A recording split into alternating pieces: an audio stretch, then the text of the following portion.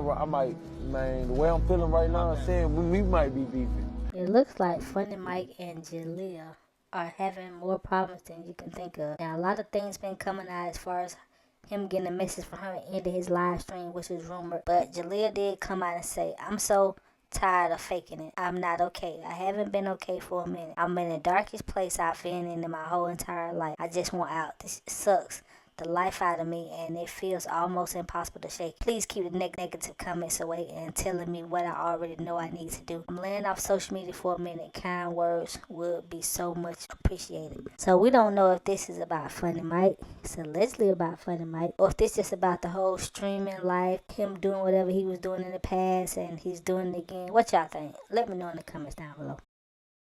I had to.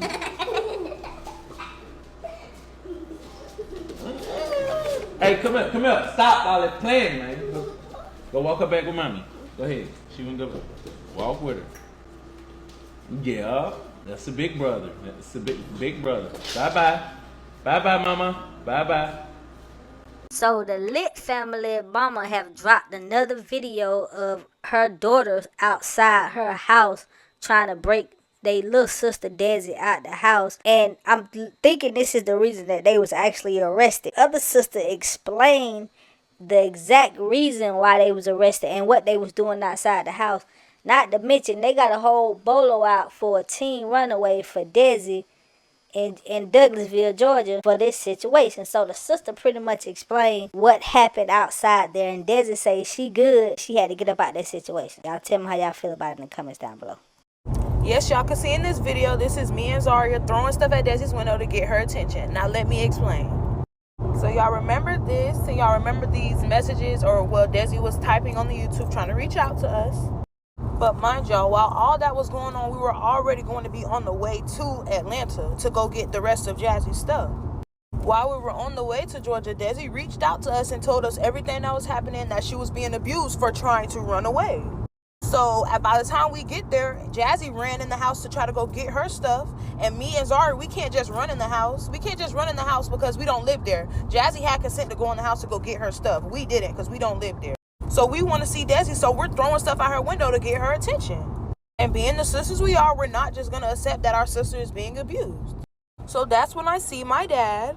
And then when Jazzy's running down there with Desi, he attempts to grab Jazzy. And in result of him trying to grab Jazzy, that's when the fight broke out. And that's when the battery charge came in effect. I'm not saying that we did anything to him, but I'm also not saying we didn't. Hey y'all, it's Desi. I'm just checking in to let y'all know that I am safe. I've been safe. Obviously, you guys know that I did run away. I just couldn't deal with the mental and physical abuse anymore. And it was just a very, very toxic household, y'all. Like, I could not be there. He would just beat on me when he wanted to, when I didn't do videos for him. It was just terrible. Like, I couldn't be there. Like, he would just take up my doors out the hinges. I would have no privacy as a young 15-year-old. It was just terrible, y'all.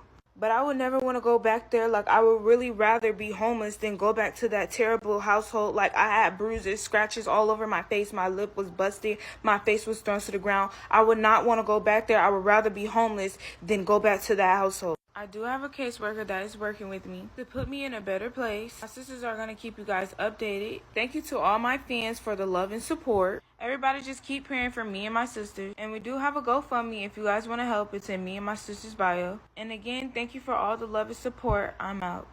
So Lena and King has finally spoken out about the situation. Well, King has responded to Nique's last Snapchat, and Lena spoke out about this whole situation. Now, I'm going to let you stop, pause, and read this as the end play out. But I'm just going to read a couple of things for you that she said. She was like, all of this is a lot, and everybody valid to feel how they feel. People was wrong on both parts. Bringing it to the media is not solving it. It's just making it worse for the child that's in between all of this, and it's sad. This all could have been handled behind the scene, not for hundreds to watch, laugh, and make more mess. And she said, I truly want to be left alone. I've already asked Nique to not include me, and I told her why I blocked her. Not because I didn't want her talking to her son, because the same day she did, at the same time as I was in the hospital, depressed and getting dragged all over the internet. And it got worse when she got on Twitch and said what she said. I just don't want to be bothered. Simple. 4 years I've been the blame for everything that that don't work out between them. They is grown ass adults. I cannot force them to get along. So please leave me and my children out of all this. All of our kids will grow up to see this mess, and personally, I'm over it, because in a couple weeks this will all be like it never happened, just like any other time I don't eye to eye or disagree. Then all this bashing, hate word, threats, lies for nothing. And then she starts showing these screenshots of her actually getting those type of threats. And you can read the rest here for yourself. But King was the gaslight king. King was the it's all miss me king. King was the she made me look bad. Now I'm trying my best to make her look bad. They really need a mediator. So King did speak on a lot of situations with it. He was kind of gaslighting the situation about not paying for the $1,500 ticket because she's bougie and she need leg room. Bringing up the school supply stuff, saying she using it for drama and content, and he has made 3 videos. But I'm gonna let y'all tell me how y'all feel about it in the comments down below. My opinion is he just doing a lot of gaslighting, and his videos never say much. He have points here and there, but it really don't answer the questions. But how do you guys feel about this situation? Let me know in the comments down below. But you know what to do, hit that like button, comment, subscribe. I'm out. About you having to take him to school, or you have to go bring him to a different school, this, that, and the third, and all those things, which I already told you and made a promise to him before we even got on the plane to come to America. Like, bro, like, we gonna go school shopping when you come back, don't worry. He was happy on that.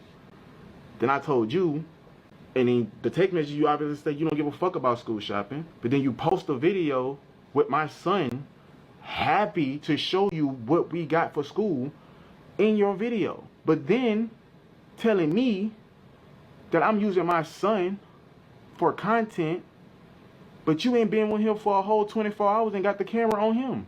You just got to Thailand and where our son is, using the same video with his name in the title, talking about you over it, coming to get Kaiser. I'm a content creator, you are a content creator.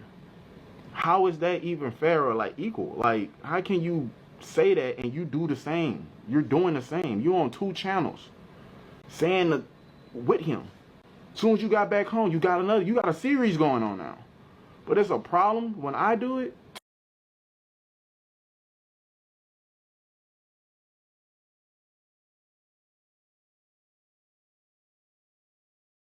Let's say this, on your Twitch, responding to somebody that's not in the room with you. Because when a Twitch is going on, you can respond to whatever you feel you want to respond to. So you respond to one thing that occurred to you, showing your body language, context of you rolling your eyes, and you upset about something that you already said that was going to happen. And I've been talking to you since April, telling you what was the situation on. I pay for your flight to come out here and Kaiser.